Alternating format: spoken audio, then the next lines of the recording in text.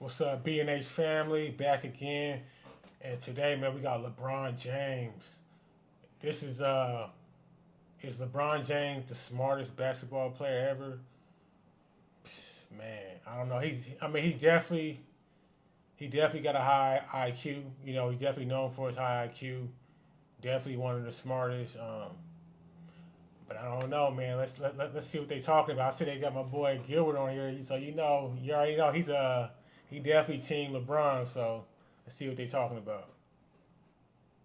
This is the greatest player of all time. I always feel like I'm the best to ever play this game. We forget he's the smartest dude. His brain is what makes him great. And this guy.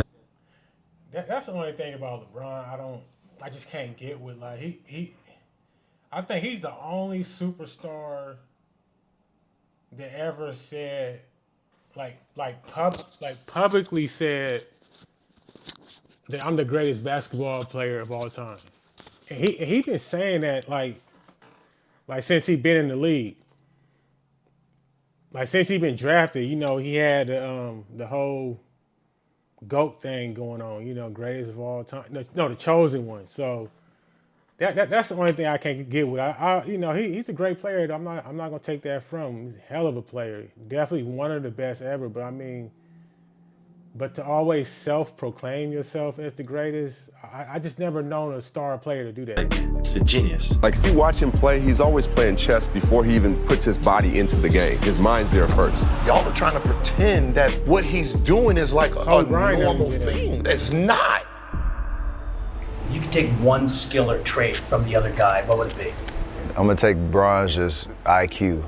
That can come out a lot of different ways, how you manage a game. I've never said he's the one dude, like for 48 minutes, the ultimate challenge of being able to control the tempo and the flow of a game single-handedly is insane. So I'd take those two skill sets. Probably the smartest player in our game. You couple that with the experience that he has, the physical tools, skill, the work ethic, it ends up equaling out to one of the most unstoppable players to ever play this game. There is no denying like his greatness in terms of what he can do on the court. And like sometimes even when you're playing against him, you're in awe because it's like the way he can control the tempo of the game, the way he can dominate scoring, passing, just his overall just presence and his IQ, like all that stuff. Like we all talk about it, and you have to appreciate your competition if you want to beat him, because there's got to be that, as coach would call it, the appropriate fear. Absolutely. But when I look at guys with IQ, I think that's one of the best things about Bron is his IQ, and I can respect that. And so I would have loved the opportunity just to see on a day-to-day basis how his mind works. Like when something is going on, when there's adjustment that need to be made, how you process that. What's your process like? The things that you go through, how you land here or land there. He's dominated this era of basketball that he's played in. Everything that he's learned, he's taught himself. Right. He hasn't had that Bill Russell or that OG to sit down and talk. He's been the guy.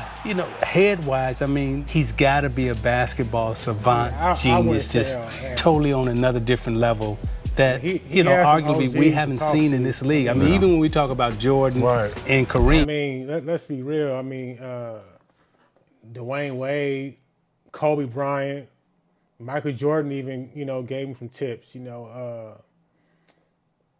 He definitely had some OGs to give him some game, why do you think he left Cleveland? Because he didn't know how to win. He had to go to Miami to learn how to win. He got some game from Pat Riley too, So I wouldn't say all that. There was moments where he would call out when we playing him. He'll just blow up the whole play no, it's going over there. It's going over there. It's really hard to figure out what to do with LeBron. He's just seen, and he seems to see and beat everything. It's hard to make him that uncomfortable. His IQ has just always been what set him apart from everything. The way he read the game, dictate the game, control the game. And the player to coach against, and one most difficult and going through him in the playoffs, was LeBron James.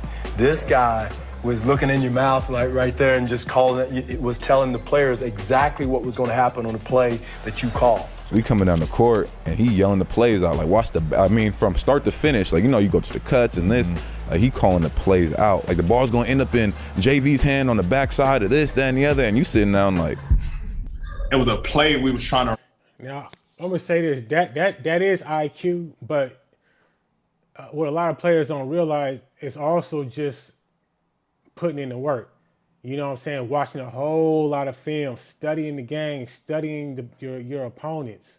You know, a lot of you guys they don't do a lot of that work. Only the greats do it. You know, the real greats. You know, and LeBron's one of those. So it's not like he just got this special mind that nobody else can have. I mean, don't get me wrong, that got a lot to do with it too. But he puts in the work. He watches the film. He studies. You know what I'm saying? So yeah, he puts in the work. I'm not saying anybody can do it, but a lot of them guys can do it too, you know, if they put in the work. And one of our teammates forgot the play, and Bron told him the play. This is a true story from a Toronto player, and I was there because he was guarding me. And Kyle Lowry throws his hands up, whatever, and the guy goes, dang, I didn't see the call. Bron goes, you're supposed to be in the corner, and then you're going to cut across. He's gonna sit it down screen. You're gonna come over. We're gonna switch that, and then Kyle's gonna have to play me one-on-one. It was some crazy stuff. We called it a play. He was like, "What?" And Bron told him what our play was. Totally different level because like he knows our stuff, he knows their stuff. You know, and it just shows you like how locked in this dude be when it comes to winning time. It's crazy. I don't know who's been more faithful to their just being disciplined to the game. Like Bron knows every scheme, knows every coach. He ain't going to the strip clubs after the games. You know what I'm saying? He's not. You know, he's when the season's over with, he's not just, you know, clubbing or, you know, buying all this shit and doing all this other crap. He's actually still into the game. He's actually still watching film and trying to get better. You know what I'm saying? He's not doing all that bullshit. Knows every player. He knows players in college. You know what I'm saying? Like when we talking about like this. You talk about somebody that know the playbook, know where everybody's supposed to be, know the other teams, coaches, playbook, style of coaching, how his ball club's gonna play. Like Bron's one of them where you'll be like, we going into Philly tonight. He'd be like, no, but they just hired their new defensive coach. But he was at Georgetown for 3 years and I played for him one time at camp and this is how they gonna play us. And you'd be like, what? Bron doesn't see the game how you see it. And it's like, it's literally what makes him special. And when you're like playing with him, it's cool because most people with LeBron's skill set and his mind, either they can't communicate it to you or they ain't fin to because they don't want you to be nothing like them. They like, this is why I'm me and you stay over there and be you. He has to share basketball knowledge with people. It might be his biggest superpower, his ability to get everybody on the same page. Like, it's actually kind of scary. Bron is like, all right, you can't do it this way, I can show you this way. He can explain this game forward and back. All right, think about it like this. Like, he would do stuff like be in a game and he the first player I ever played with where it's like, hey, G, we finna go in here, buddy ass, he's shading over here, like he's shading on me, G, like, I'm not open. He like, no, you gonna be open. He don't mean to do it, but he'll be like JR, hand. I will say this about LeBron. I believe when LeBron retires, he's gonna be one player that I believe he is gonna own his own team, but I believe he's gonna be really successful too. Like, cause he's really good at picking talent and, you know, he's really good at that. So, and he's good at putting the right people around him. He's good at that. So yeah, I really think I think he'll be real successful once he retire and, you know, start his own, you know, buy his own league, his own team. Yeah, he's definitely. He'll just throw it to the hand, snatch it, palm it. And then he'll like be in a post up and he'll be like, no, Shump, don't stay right there, don't move. And he'll start his dribble. Cut, take him with you. If that man don't tag, he gonna dunk it. If that man tags, he gonna shoot a 3. Which one you want for a timeout? And the moment that man flinch, I'll sprint behind it, catch, dunk. Now, if a man could do that with his back turned, sitting right here with the ball palm, talking to the crowd, doing all that, like the man, you see what I'm saying? Like, I'm like, that's a different type of scary for me. It's times he done told us on the bench, Kevin, it's gonna be there. X4 did this, so I did this. Right. If X3 does this, there's no way he can recover to this. I don't even have to look over there. I know he's gonna be there. I can just throw it. When you're drawing a play in a timeout, you know as an opposing coach that one guy can screw things up for you. LeBron early in his career was he just came out and played. You remember LeBron early in his career he was a great player, but he wasn't a student. When he was in Cleveland, he was just playing basketball. We would run plays and he would get food. We could trick him. We could do things. Sometimes his athletic ability and his instincts would figure it out anyway. We get to Listen up. If staff abused you while you were locked up in juvie, you are not just stuck with the trauma. You could be looking at 300 grand or more. That's real money, not Monopoly cash. And most of these Miami, and he's in Miami now. He's calling our plays out. He's staring around. He's reading stuff. The Miami LeBron was a student of the game. He was prepared. I think when he got traded to Miami, we had an exhibition game, and LeBron started calling our sets. I remember the distinct moment sitting next to Thibodeau, and we call a play, and he's calling out our actions. He started calling the sets out like Rondo. Yeah. He coming off to whatever, we're going to switch this. And right when he did that, whoever was our assistant coach, I turned around and said, "We in trouble. Oh boy, we in trouble." 21 down, they're going over here, and this is LeBron in Miami. In Cleveland, he didn't know what we were running, didn't study it. And it was amazing. It was a sad and proud moment at the same time.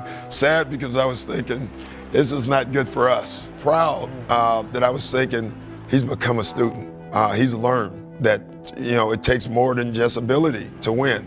And you knew it was coming. You knew he was going to start winning. And I remember asking him this question when he was rookie. I said, you played a game like you've been in the game for 10 years. Why is that? He said, well, what I did growing up is I studied all of the older great players that came before, and I learned from watching those tapes. So he's a student of the game, and his basketball IQ is what I love the most. You had to know Bron was going to be great, man. Yeah. You know what I'm saying? Not only with the God-given ability, like the talent, like his physical, like how he looks when he walks in the room. Yeah. But like his brain. Yeah. You know what I'm saying? His brain. Like early on, I can remember taking flights and trips and everything, and he would go and talk to everybody on the team. But he wants to know what it takes to make this guy successful. Yeah. The 8th man, the 7th man, and so on. And I just knew he'd be successful from that, just using his brain, man, for the NBA. It's physical, but if you can't think, like, you won't last. I think what makes LeBron successful is his brain. In some ways, he's chasing ghosts. In some ways, he's creating barriers that he wants to not only break through, but explode through. So he says strive for greatness. I mean, I've seen it firsthand, in the way he takes care of his body. What he does when he's in practice, the tone he sets, always trying to get better. I mean, he never stops. He obviously expects a lot from you. I think the greatest players in the world do. That was something he knew that I was going to have to sacrifice. I didn't know what that meant when I got to Cleveland, but it was the best thing, the best move that I ever made was to be a part of something special in a winning team like that, and to be a part of that team with LeBron as well. And I'll always, always, always have his back. But it's like anything else. When you see it up close on the person on the other side, you understand why he remembers all the plays. You understand why we're going through shoot around for 45 minutes talking about every single coverage, and he's explaining what he thinks should happen and what they're going to do and how we should attack them. It's just there's a whole other level that he goes to in his preparation, especially for the teams that he wants to go up against. We're playing in the playoffs. I think it was Detroit. He's calling out their substitution patterns. He goes, hey, in 2 minutes, they're bringing in Aaron Baines and they're taking this out. So let's go on a run. When Baines comes in, Channing's going to come in. Boom, boom, boom, boom, boom. And I'm like, so I would do this thing with players, like a younger person. I was in Cleveland, and we would go to each arena, and I would be like, okay, name 3 or 4 of those retired jerseys up top. And LeBron could always do it. So I wouldn't even be talking to him most times, and then he would come and say, oh, that's such and such, because that's just who he was. He'll come in and he won't say anything for a while, and then he'll see something and he'll just stop it and start talking, and he talks exactly like a coach. He's like, well, if X2 comes over this block and then X5 flashes here to the paint, the backside should be free. I'm like, the dude talks like he's been an NBA coach for a decade already, and he's got a head coaching job. Knowing plays, knowing player tendencies, coach tendencies, it's the amount of knowledge that he has stored in his head is phenomenal. I mean, you can just tell, obviously, LeBron in the gym, it's just a different feel. But way more attention to detail. Our practices were way different. It was just literally night and day, man, night and day. He's definitely a tough force to get a stop with. One guy can't stop LeBron. He makes his teammates better. And this crazy thing, we were in a bubble, and we were sitting in the room watching the game, and like I said, it went down to the wire. So Bron's like, if we get Miami, I got Spo, and if we get Boston, you got Brad. So that was kind of our mindset. It's like, it wasn't like, oh, we're going to beat the Heat or we're going to beat the Celtics. It was more so, if we can out-coach on that staff in particular, which two guys we felt that we knew pretty good, we were going to win. Spo, after the game, was asked about LeBron, and he said in the finals, LeBron was making adjustments to our adjustments to the adjustments, and not making an adjustment to the adjustment. I thought about making an adjustment, and he knew I was making a bluff. So, legendary quote from Spo. There's little stuff like that. Like, did y'all see the clip from the bubble where he stood up and he was like, "It's our ball." It ain't our ball. It ain't our ball. It's our ball, ain't it? It's our ball. The refs like made a mistake and like gave the ball on the baseline, gave it to the team, gave it to the other team, and they're going down the other way instead of our ball baseline out of bounds. I didn't realize it. Coaches didn't realize it. Like, nobody else realized it. And LeBron, you got the soundbite of him looking over. And he's like, "Isn't it our ball? Isn't it our ball?" And of course it was. You know. And they stopped the whole game and give us the ball back. Just little things like that. Like, I don't think his mind is ever not churning, not working. Hey, did you know that Smug is now paying Sacramento homeowners thousands of dollars upfront to put a backup battery system in their home? We ran him the first possession. We ran him down all the way to 2 on the shot clock. Marcus Morris missed a jump shot, followed it up. They got a dunk. We came back down. We ran a set for Jordan Clarkson, and he came off and missed it. They rebounded it, and we came back on the defensive end, and we got a stop. They took it out on the sideline. Jason Tatum took the ball out, threw it to Marcus Smart in the short corner. He made a 3. We come back down, missed another shot. Tatum came down and went 94 feet, did a Euro step, and made a right-hand layup timeout. My first turnover, Marcus did a good job. Marcus Morris did a great job of reading it, threw it up ahead to Kev. He picked it off. My second turnover, I went baseline, lost my footing on Marcus Morris, another turnover. A couple of them, one in transition to Jeff Green, I thought I put it on his hands, and he kind of fumbled it. Had a backdoor one to swish. It hit his hands. I maybe should have not thrown that one. It was a little bit in traffic. Al Horford was right there, but it hit Swish hands. But I had a post up on Terry Rozier. They came in Peyton from the bottom side, and that means Peyton means they double from the baseline. Sorry. It's crazy that he can just remember like every detail. I mean, I understand the game just happened, but still, there's a lot of things that go on in that game, and for you just to remember every detail of the game like that, like you're watching it live and you're doing a play-by-play, that's crazy. Yeah, he got one of them photographic memories.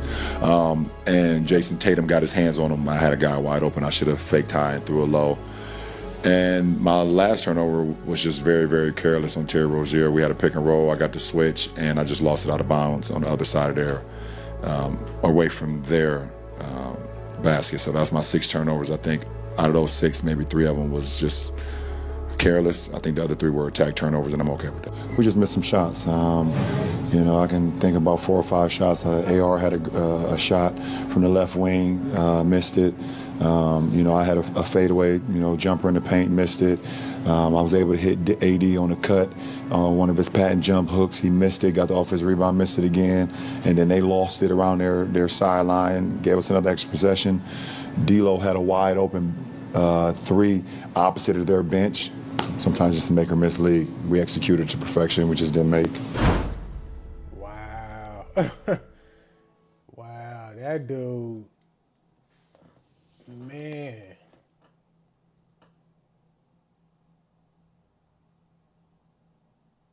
That's a smart man. Yeah, he's smart. High IQ, smart, and he does the homework. He studies. Great work ethic. It's tough to beat that, man. It's tough to beat that. I mean, I'm not gonna say all. I mean, I will say this, like, all the top greats got not all those traits, but most of those traits that he have. Cause he got some shit that I ain't really seen too much, some of that, he definitely top tier when it comes to that IQ though, for sure. But like, comment, subscribe. I'll see y'all next time, man. Peace.